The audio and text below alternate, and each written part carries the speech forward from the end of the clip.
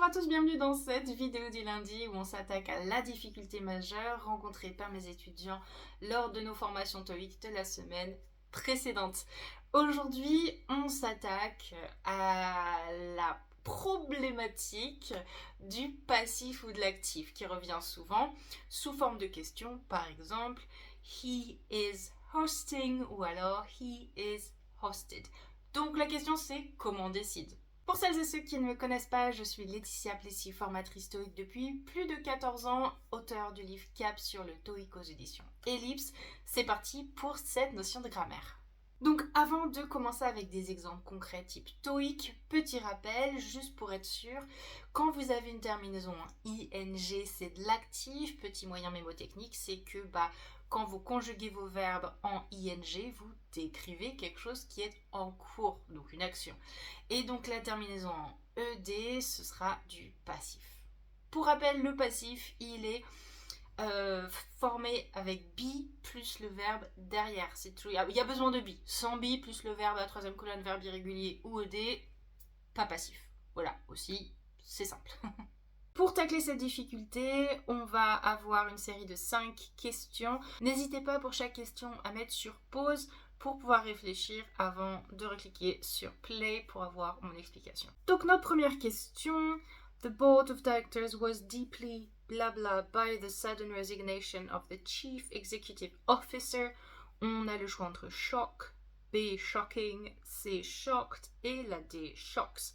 Donc, est-ce que le conseil d'administration, il a causé le choc ou est-ce qu'il a reçu? Là, il a été choqué par la démission. Donc, du coup, il subit l'action. Ça va donc être du passif. En plus, je vous ai dit juste avant que le passif, il est forcément constitué de be plus le verbe D ou alors troisième colonne des verbes irréguliers. Ici, quelque chose qui en 2 secondes nous donne la bonne réponse, avant même de se poser la question du sens de la phrase, c'est qu'on voit qu'il y a by.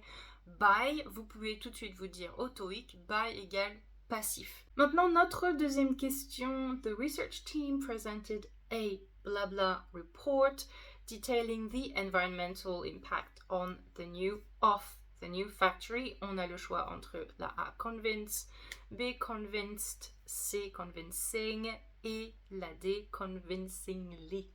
Donc, ici, comment on décide? Pour cet exemple, comme nous n'avons pas by, on va devoir lire ce qui entoure l'espace, ou du moins du début de la phrase jusqu'à environmental impact, par exemple.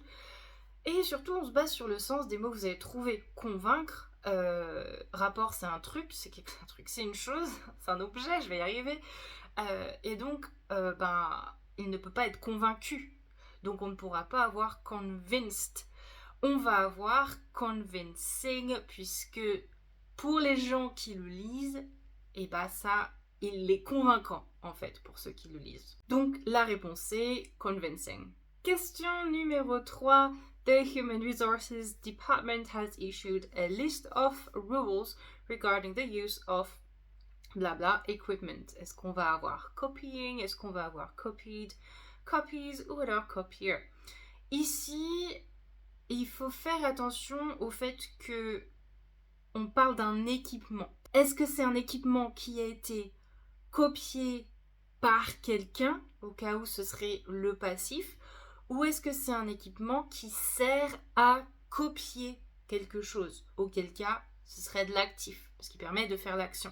Ici, c'est un matériel de photo ou de reprographie pour faire des photocopies. Du coup, la fonction elle va être active. On aura donc la bonne réponse, la A, copying equipment, ici. Question numéro 4. Please return the blah blah contract to the legal department as soon as all parties have initialed the pages. On a le choix entre signing, la B signed, la C sign et la D signature. Ici, ce qu'on va regarder, c'est encore une fois, il n'y a pas d'indication claire et précise. Donc on va regarder le mot contract, encore une fois, qui suit l'espace, ça c'est important. Et la question, de même qu'on a vu avant, c'est est-ce que le contrat, il est en train de signer quelque chose ou est-ce que le contrat a été signé? A priori, il a été signé, il subit l'action.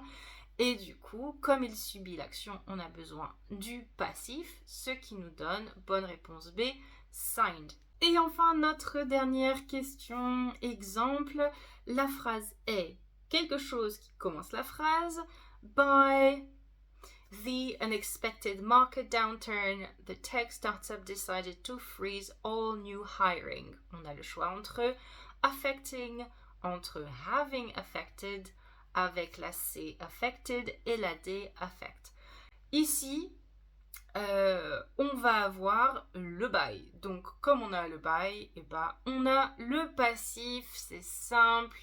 Let's go, une réponse de plus. Et voilà, donc pour résumer, pour pouvoir trouver si c'est le passif, donc ED, ou bien l'actif, donc ING, soit vous avez by, là, donc auquel cas quelques secondes suffisent pour trouver la bonne réponse, et sinon, bah, il vous faut donc lire la phrase, enfin du moins la partie de phrase qui entoure l'espace, pour comprendre le sens et savoir si il s'agit de subir l'action ou eh bien d'effectuer l'action. Et voilà, j'espère que cette vidéo vous a aidé. N'hésitez pas à vous abonner et activer la cloche pour les notifications. Ça aide à faire grandir la chaîne et à permettre au plus grand nombre d'accéder à ce contenu gratuit. Pour rappel, les formations sont ouvertes cet été jusqu'à septembre et j'ai réservé des formations uniquement pour le reading car je sais que vous êtes nombreux à avoir besoin juste d'un coup de pouce sur le reading. Voilà, je vous souhaite une très belle journée et je vous dis à lundi prochain.